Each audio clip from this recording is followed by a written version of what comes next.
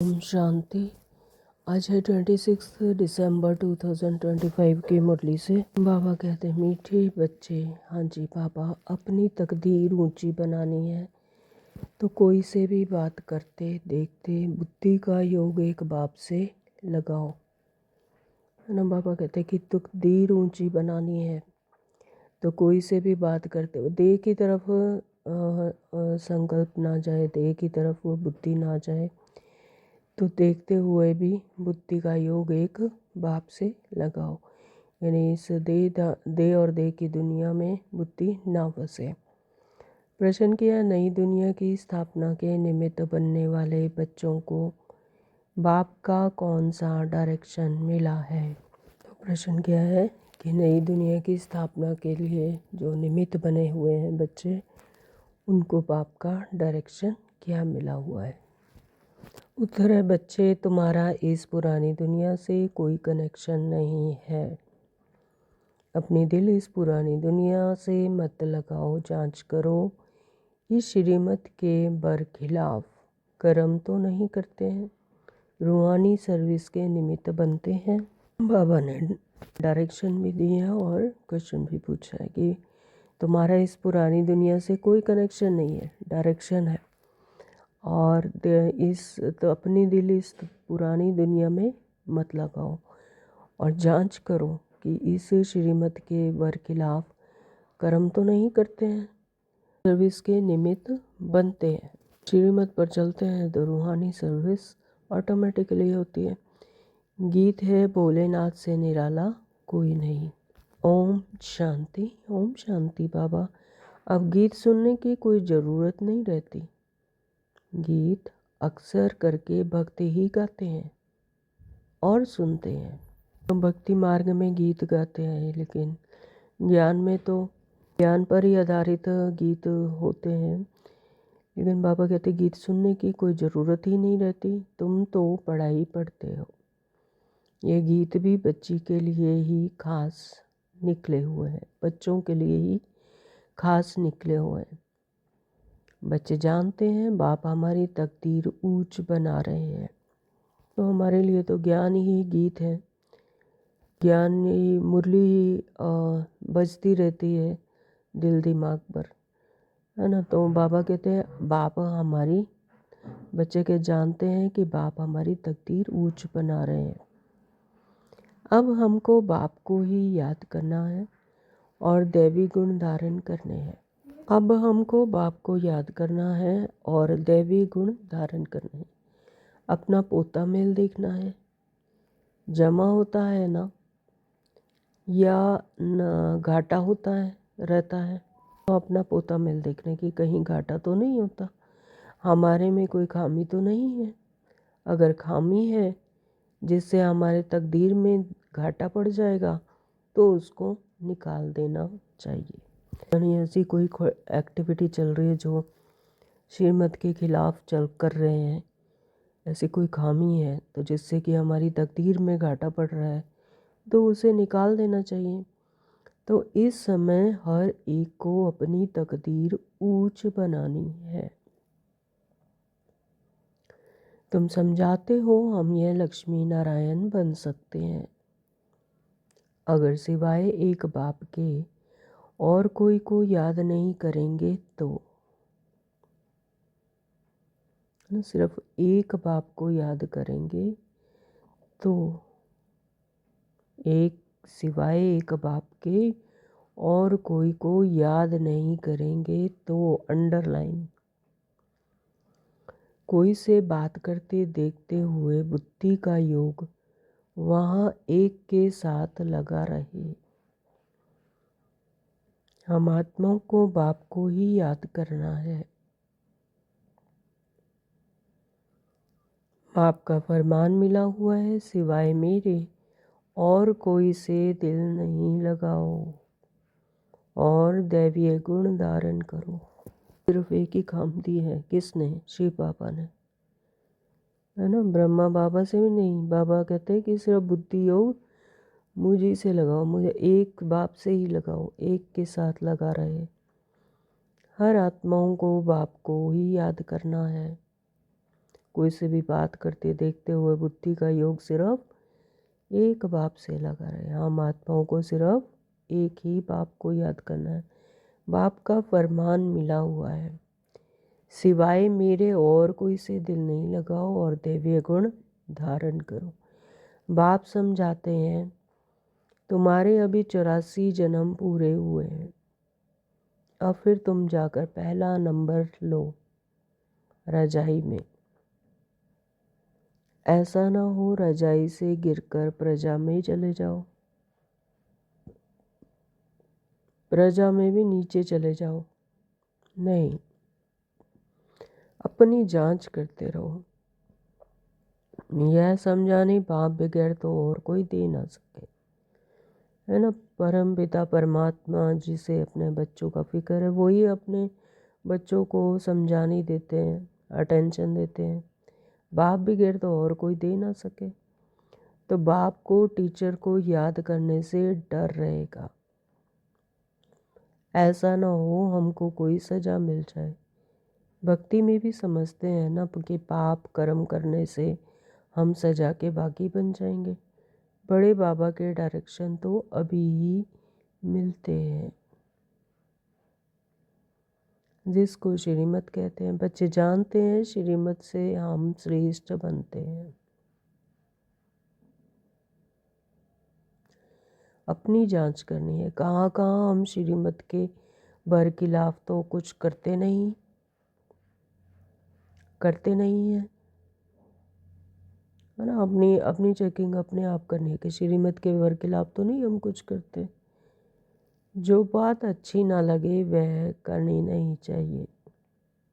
जी बाबा, अच्छे बुरे को तो अब समझते हो, आगे नहीं समझते थे, अब तो बाबा ने समझ दे दी क्या अच्छा है क्या बुरा। पहले नहीं समझते थे, अब तो समझते हैं। अभी तुम ऐसे कर्म सीखते हो जो फिर जन्म जन्मांतर कर्म अकर्म बन जाते हैं। ऐसे कर्म सीखते हैं जिसका कोई हिसाब किताब नहीं होता, और जन्म जन्मांतर तक जो कर्म है वो अकर्म ही रहते हैं, उनका कोई हिसाब किताब नहीं बनता। तो इस समय तो सब में 5 भूत प्रवेश हैं। इस समय तो हर एक आत्मा में 5 भूत यानी 5 विकार प्रवेश हैं। अब अच्छी रीति पुरुषार्थ कर कर्मातीत बनना है, दैवीय गुण भी धारण करने हैं। समय नाजुक होता जाता है, दुनिया बिगड़ती जाती है, दिन प्रतिदिन बिगड़ती ही रहेगी। इस दुनिया से तुम्हारा जैसे कि कनेक्शन ही नहीं है।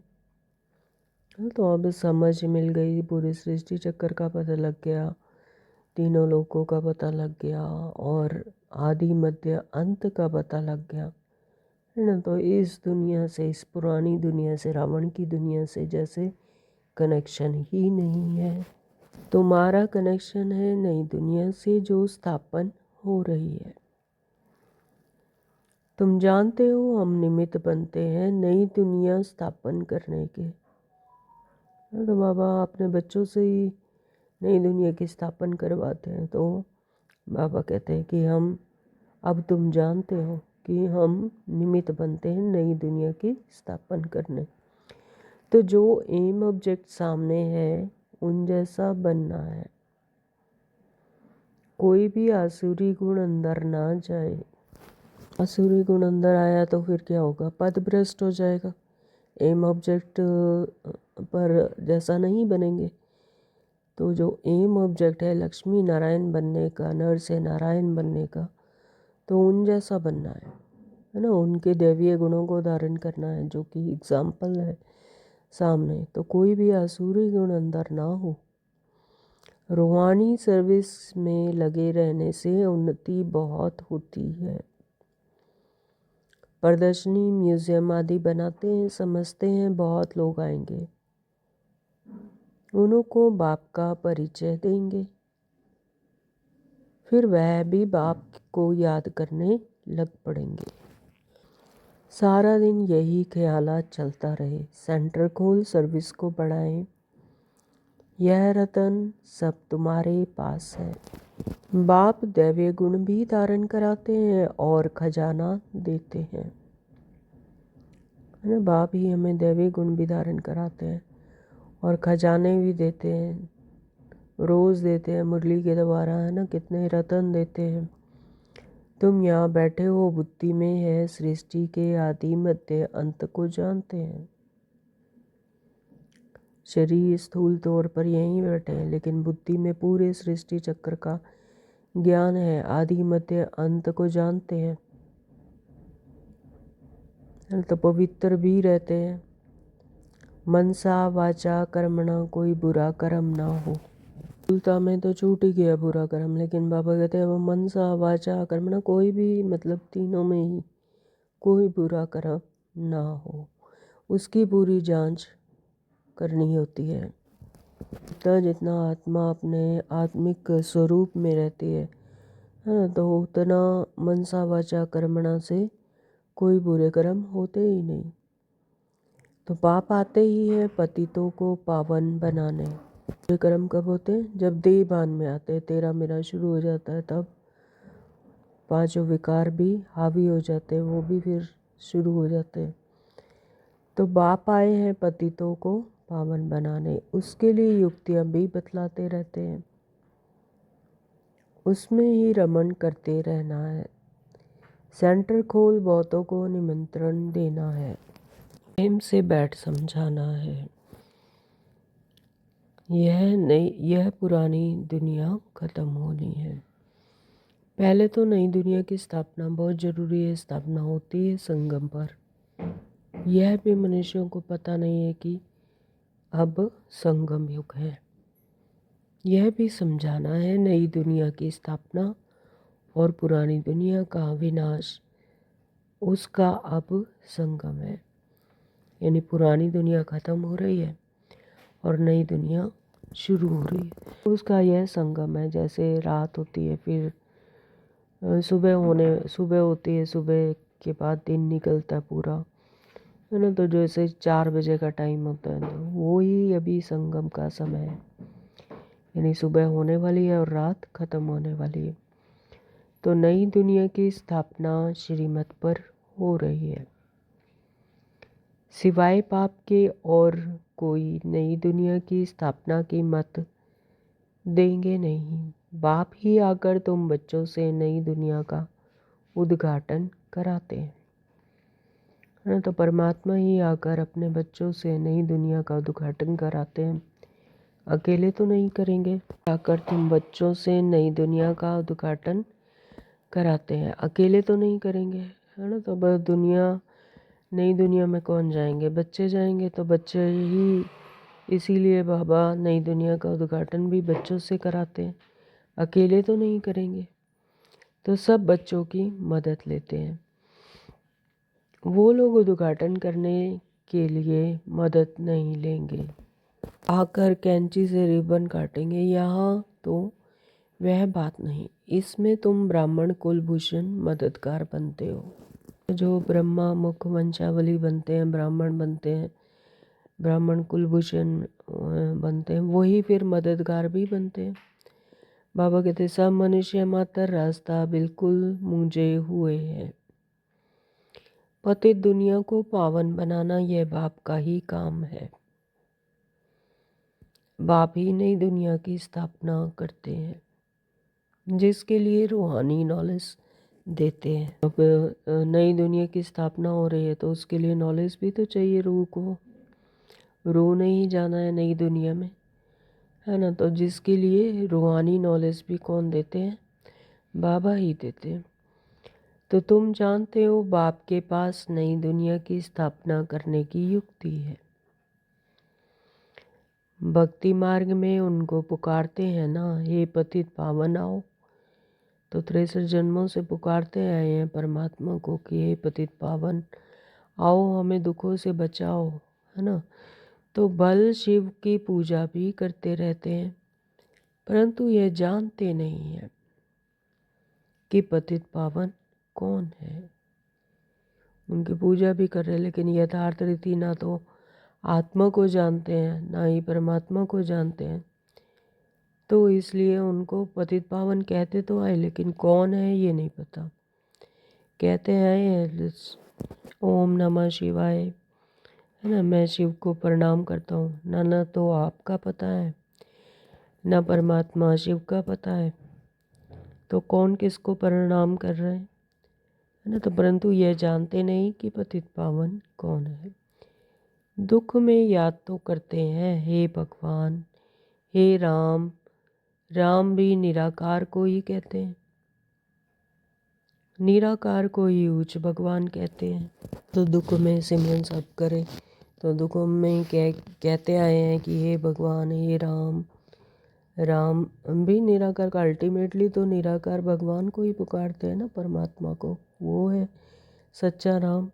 तो निराकार को ही उच्च भगवान कहते हैं। परंतु मनुष्य बहुत मूंझे हुए हैं, है ना, कन्फ्यूज़न है, समझते नहीं। तो बाप ने आकर निकाला है, तो उस कन्फ्यूज़न से परमात्मा ने ही आकर निकाला है। जैसे फागी में मनुष्य मूंझ जाते हैं ना, जैसे फॉग होती है, सर्दियों में फॉग होती है, धुंध होती है, तो उसमें जैसे मनुष्य को दिखाई नहीं देता कि कहाँ जाना है। तो इसी तरह से यहाँ पर भी बेसमझ होने के कारण, अज्ञानी होने के कारण बाबा कहते हैं ऐसे ही मूंझ जाते, जैसे फागी में मनुष्य मूंझ जाते हैं। यह तो बेहद की बात है, परंतु मनुष्य बहुत मूंझे हुए हैं, बाप ने आकर निकाला है। यह तो बेहद की बात है, बहुत बड़ी जंगल में आकर पड़े हैं। तुमको भी बाप ने फील कराया है हम किस जंगल में पड़े थे। हाँ जी पापा। मिनट के साइलेंस में अशरीरी होकर बुद्धि योग से परमात्मा को याद करेंगे।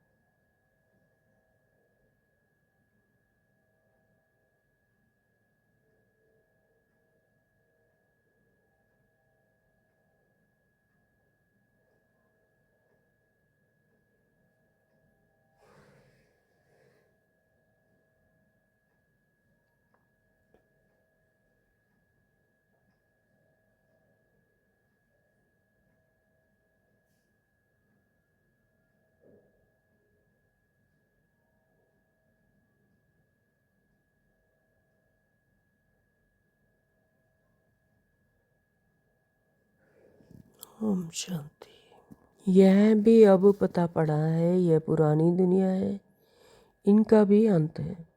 मनुष्य तो बिल्कुल रास्ता जानते ही नहीं, बाप को पुकारते रहते हैं। तुम अभी पुकारते नहीं हो।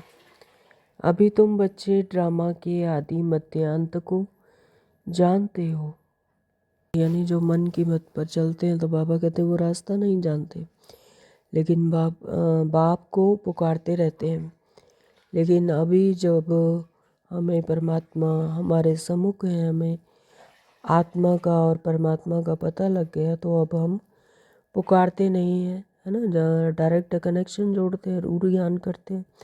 तो अभी तुम बच्चे ड्रामा के आदि मध्य अंत को जानते हो, सो भी नंबरवार। तो जैसा जैसा जिसका पुरुषार्थ है उस अनुसार, तो जो जानते हैं वह बहुत खुशी में रहते हैं, औरों को भी रास्ता बताने में तत्पर रहते हैं, है ना। तो जब कोई चीज़ मिल जाती है यहाँ स्थूल दुनिया में भी, तो खुशी होती है ना कि दूसरों को भी बताएं। तो ऐसे ही यहाँ पर जब परमात्मा की याद से वो खुशी मिलती है, तो फिर दूसरों को भी रास्ता बताने में तत्पर रहते हैं। बाप तो कहते रहते हैं बड़े बड़े सेंटर खोलो, चित्र बड़े बड़े होंगे तो मनुष्य सहज समझ सकेंगे। बच्चों के लिए मैप्स चित्र जरूर चाहिए, बताना चाहिए यह भी स्कूल है। तो यहाँ के यह वंडरफुल मैप्स हैं, हाँ। तो जैसे बाबा ने हमें चित्र दिए हैं, मैप्स बताए हैं, तो इसी तरह से फिर औरों को भी इसी तरह से समझानी देनी चाहिए, बताना चाहिए तो कि यह भी एक स्कूल है और ये वंडरफुल मैप्स हैं। इन स्कूलों के नक्शे में तो होती हैं हद की बातें, लेकिन यह क्या है, बेहद की बातें। यह है बेहद की बातें। यह भी पाठशाला है जिसमें बाप हमको सृष्टि के आदि मध्य अंत का राज बताए और लायक बनाते हैं। मनुष्य से देवता बनने के लिए यह ईश्वरीय पाठशाला है। लिखा हुआ ही है कि ईश्वरीय विश्वविद्यालय, यह है रूहानी पाठशाला। सिर्फ ईश्वरीय विश्वविद्यालय से भी मनुष्य समझ नहीं सकते हैं। यूनिवर्सिटी भी लिखना चाहिए, पूरे यूनिवर्स की का विद्यालय यानी विश्वविद्यालय है ना, तो यूनिवर्सिटी भी बाबा कहते लिखना चाहिए। ऐसा ईश्वरीय विश्वविद्यालय कोई है नहीं। बाबा ने कार्ड्स देखे थे, कुछ अक्षर भूले हुए थे। बाबा ने कितनी बार कहा है प्रजापिता अक्षर जरूर डालो, फिर भी बच्चे भूल जाते हैं। लिखित पूरी होनी चाहिए, जो मनुष्यों को मालूम पड़े कि यह ईश्वरीय बड़ा कॉलेज है। बच्चे जो सर्विस पर उपस्थित हैं, जो अच्छे सर्विसेबल हैं, उन्हों को भी दिल में रहता है हम फलाने सेंटर को जाकर उठाएं, ठंडा पड़ गया है, उनको जगाएं, क्योंकि माया ऐसी है जो घड़ी घड़ी सुला देती है। मैं स्वदर्शन चक्रधारी हूँ, यह भी भूल जाते हैं।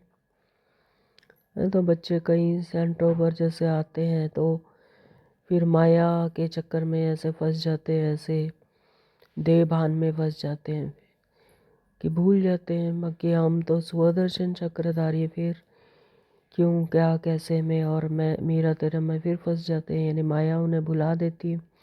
तो यह भी भूल जाते हैं। माया बहुत ऑपोजिशन करती है। तुम युद्ध के मैदान में हो। अभी क्या है, हर एक का अपने ही संकल्पों से महायुद्ध चल रहा है ना, तो तुम युद्ध के मैदान में हो। माया माथा मोड़ कर उल्टे तरफ ना ले जाए। तो माया बड़ी दुष्टर है, वो कुछ ना कुछ क्रिएशन करके ऐसा उल्टा फेर कर देती है, ज्ञान ही भुला देती है, तो उसकी बड़ी संभाल करनी है।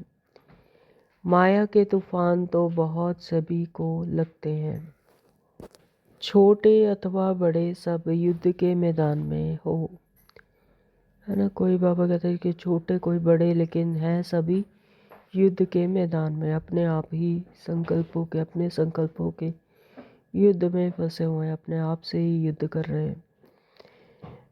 पहलवान को माया का तूफान हिला ना सके। पहलवान यानी जो जिसे परमात्मा की याद है, से ये याद है कि वह आत्मा है ना, श्रीमती याद है, तो फिर उसे माया के तूफान हिला ना सके। वह अवस्था भी आने वाली है। बाबा क्या इशारा दे रहे हैं कि वह अवस्था भी आने वाली है। पहलवान को माया हिला नहीं सकेगी, लेकिन जो कमज़ोर होंगे तो उनकी कमज़ोरी ही तूफान बनकर आएगी। तो बाप समझाते हैं समय बड़ा खराब है, हालतें बिगड़ी हुई हैं, रजाई तो सब खत्म हो जानी है, सबको उतार देंगे, फिर प्रजा का प्रजा पर राज्य सारी दुनिया में हो जाएगा। और टेंशन प्लीज, बाबा डायरेक्शन दे रहे हैं। तुम अपनी रजाई स्थापन करते हो तो यहाँ रजाई का नाम भी खत्म हो जाएगा। पंचायती राज होता जाता है, सब प्रजा का राज्य हो, तब तो आपस में लड़े झगड़े, कोई राजा है ही नहीं, प्रजा का ही राज्य है, तो आपस में लड़ते झगड़ते रहते हैं सब एक समान। राज्य और राम राज्य तो वास्तव में है नहीं, इसलिए सारी दुनिया में झगड़े ही होते रहते हैं। आजकल तो हंगामा सब जगह है। तुम जानते हो हम अपनी रजाई स्थापन कर रहे हैं, तुम सबको रास्ता बताते हो। बाप कहते हैं माँ में कम याद करो, बाप की याद में रहे, औरों को भी यह समझाना है। देही अभिमानी बनो, देह अभिमान छोड़ो। ऐसे नहीं कि तुम्हारे में सब देही अभिमानी बने हैं। हाँ, देही अभिमानी यानी आत्मिक स्मृति में रहो, अपने सोल कॉन्शियसनेस में रहो। देह अभिमान छोड़ो, बॉडी कॉन्शियसनेस को छोड़ो। तो बाबा कहते हैं ऐसे भी नहीं है कि तुम्हारे में सब देही अभिमानी बने, सारे ही सोल कॉन्शियसनेस है, ऐसे भी नहीं बनने का है ना। तो जिनका पार्ट ही नहीं है तो नहीं बनेंगे। तुम पुरुषार्थ करते हो, औरों को भी कराते हो। बाकी जो रोज मुरली पढ़ते हैं, जो श्रीमत पर चलते हैं, तो वो खुद भी पुरुषार्थ करते हैं और औरों को भी कराते हैं। याद करने की कोशिश करते हैं, फिर भूल जाते हैं। कोशिश करते हैं लेकिन भूल जाते हैं, माया भुला देती है, फिर देहभान में आ जाते हैं।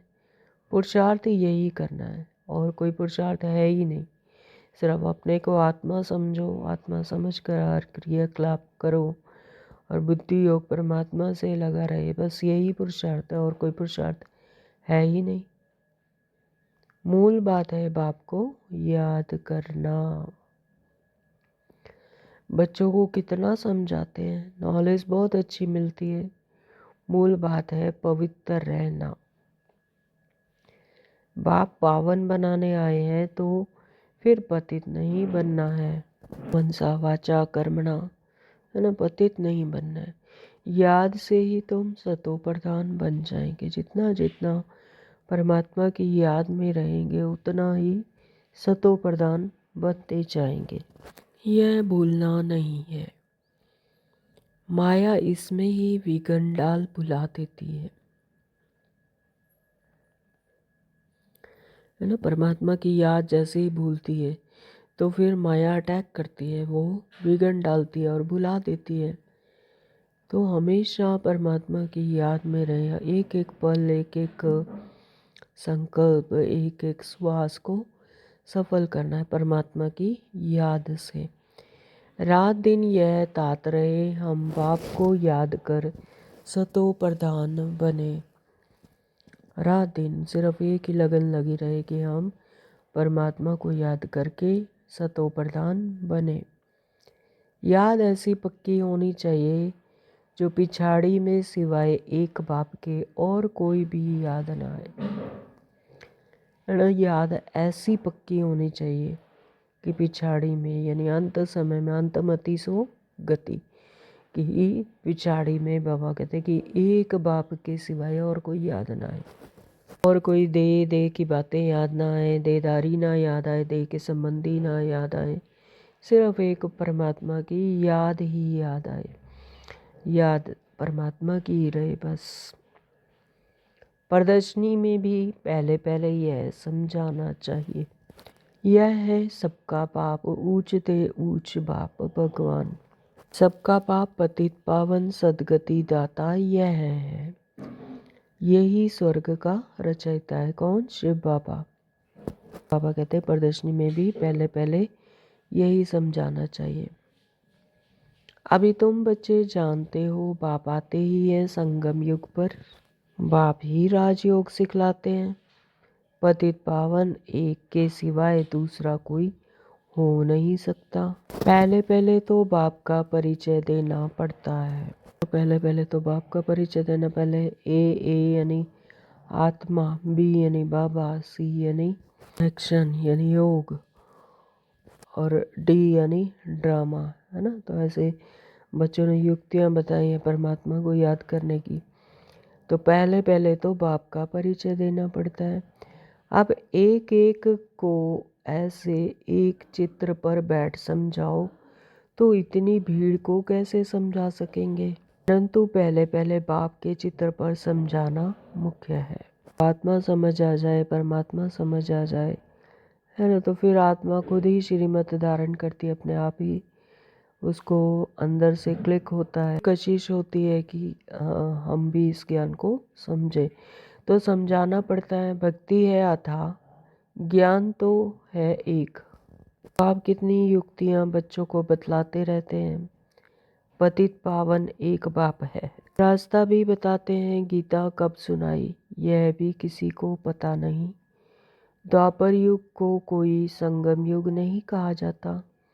युगे युगे तो पाप नहीं आते हैं। मनुष्य तो बिल्कुल मूंझ पड़े हैं।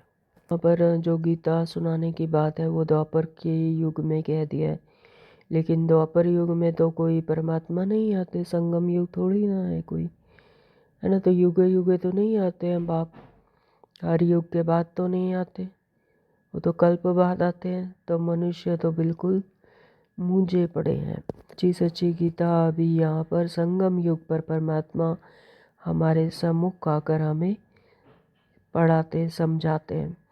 सारा दिन यही ख्यालात चलते हैं, कैसे कैसे समझाया जाए। बाप को डायरेक्शन देने पड़ते हैं। टेप पर भी मुरली पूरी सुन सकते हैं, तो आजकल तो बहुत साधन है ना। तो यूट्यूब पर भी मुरली सुनते हैं। टेप पर भी पहले जैसे सुनते थे, तो पुराने टाइम में तो हार्ड कॉपी जाती थी मुरली की, और 2-3 दिन भी लग जाते थे मुरली पहुंचने में। लेकिन अब तो साधन ऐसे हैं कि यहाँ मुरली टेप हुई और वहाँ सुनी।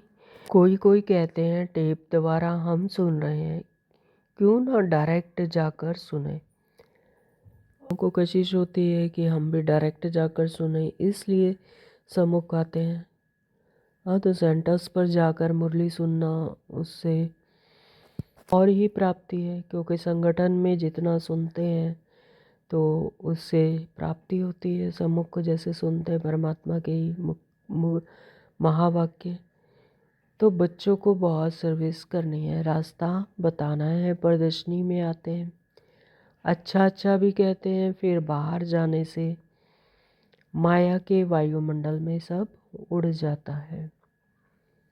ऐसे बाबा कहते हैं अच्छा अच्छा कहते रहते हैं, प्रदर्शनी में आते हैं, लेकिन जैसे ही बाहर गए तो फिर माया का वायुमंडल से सब उड़ जाता है, क्योंकि याद में तो रहते नहीं ना, ही तो अभी अपने को आत्मा समझते हैं, है ना। परमात्मा का पूरा ज्ञान नहीं, तो प्रदर्शनी में समझते हैं तब तक असर रहता है, लेकिन जैसे ही बाहर गए तो फिर माया का वायुमंडल शुरू हुआ, फिर भूल जाते हैं, सिमरन नहीं करते हैं। तो उनकी फिर पीठ करनी चाहिए। दुनियावी बातों को नहीं सुनना चाहिए, बाहर जाने से माया खींच लेती है। गोरख धंधों में लग जाते हैं, इसलिए मधुबन का गायन है।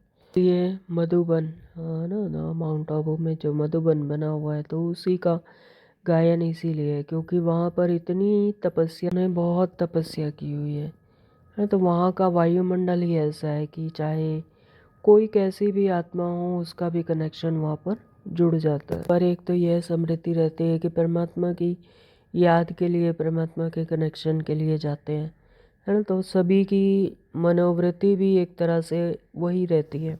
दूसरा, वहाँ पर क्योंकि अपने गृहस्थ जीवन से अलग होकर, न्यारे होकर जाते हैं, तो वो सब बातें भी वहाँ पर याद नहीं आती। अपने गृहस्थ जीवन से फ्री होकर जाते हैं, परमात्मा की याद के लिए ही जाते हैं, तो फिर ध्यान उसी तरफ होता है, पूरा मनोवृत्ति उसी तरफ होती है। तो अपनी भी स्मृति स्ट्रांग होती है, और जो वहाँ का वायुमंडल है वो तो है ही स्ट्रांग। तभी कहते हैं मधुबन, है ना। तो महासागर के जैसे तले में चले गए।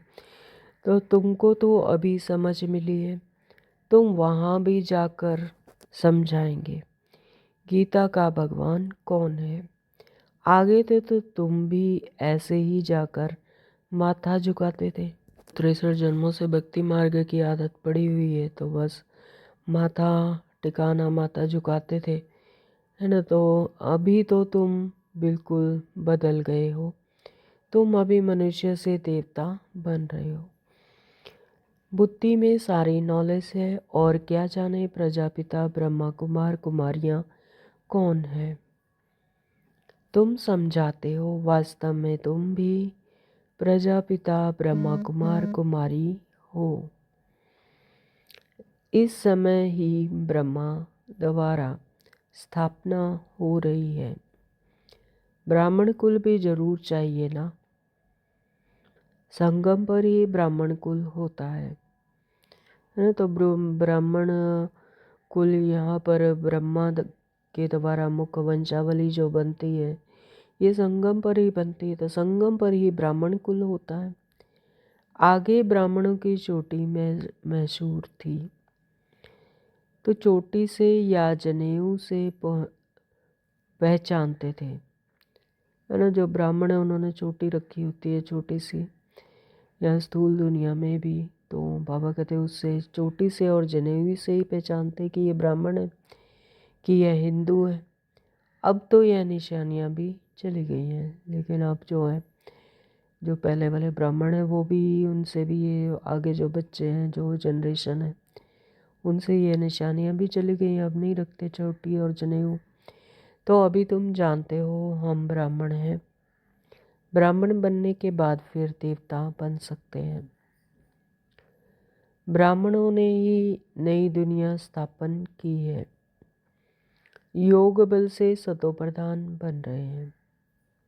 अपनी जांच रखनी है, कोई भी आसुरी गुण ना हो, कोई भी आसुरी गुण ना हो। लून पानी नहीं बनना है, यह तो यज्ञ है ना। यज्ञ से सबकी संभाल होती रहती है। यज्ञ में संभालने वाले भी ट्रस्टी भी रहते हैं, तो यज्ञ का मालिक तो शिव बाबा है ना। तो हम सब बच्चे के हैं ट्रस्टी हैं, और यज्ञ का मालिक कौन है? शिव बाबा। तो यह ब्रह्मा भी ट्रस्टी है, जो यज्ञ को संभाल रहे हैं सब क्या है? ट्रस्टी। तो यज्ञ की संभाल करनी पड़ती है।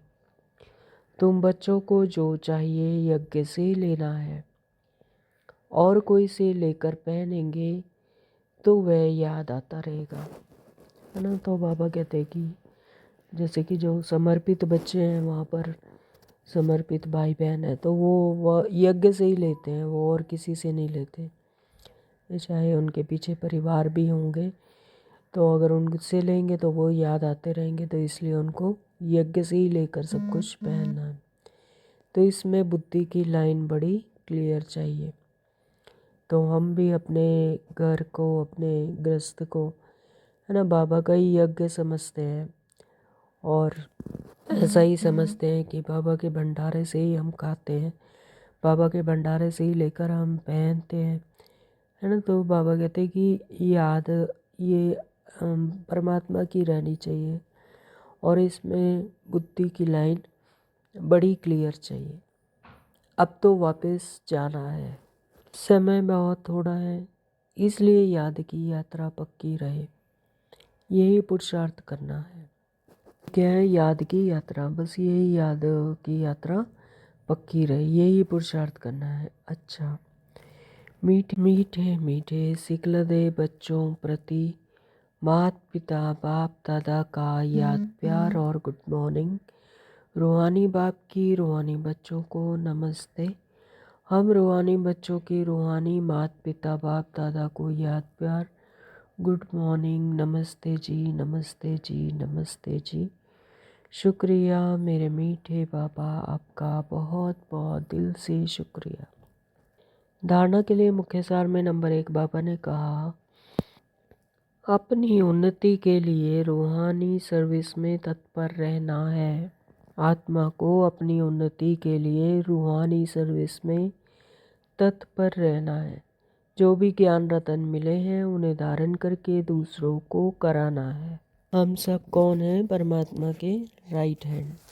तो जो ज्ञान रतन हमें मिले हैं, बाबा झोलियाँ भर भर के मुरली के द्वारा हम बच्चों को दे रहे हैं, धारण करके दूसरों को भी कराना है। नंबर 2 बाबा ने कहा, अपनी जांच करनी है, हमारे में कोई आसुरी गुण तो नहीं है। अपने आप की चेकिंग, अटेंशन, है ना, अपनी जांच करनी है कि हमारे में कोई आसुरी गुण तो नहीं है, ऐसा गुण तो नहीं है जो श्रीमत के खिलाफ हो। तो श्रीमत तो एक ही है कि अपने आप को आत्मा समझो, देहभान में नहीं आओ। तो हम ट्रस्टी बनकर रहते हैं, ये भी क्वेश्चन मार्क बाबा ने पूछा है। आसुरी गुण में तो नहीं आते हैं, हम ट्रस्टी बनकर रहते हैं, है ना। सब कुछ किसका है? परमात्मा शिव का। तो कभी लून पानी तो नहीं बनते हैं। लून पानी यानी कोई बहसबाजी में या कुछ में।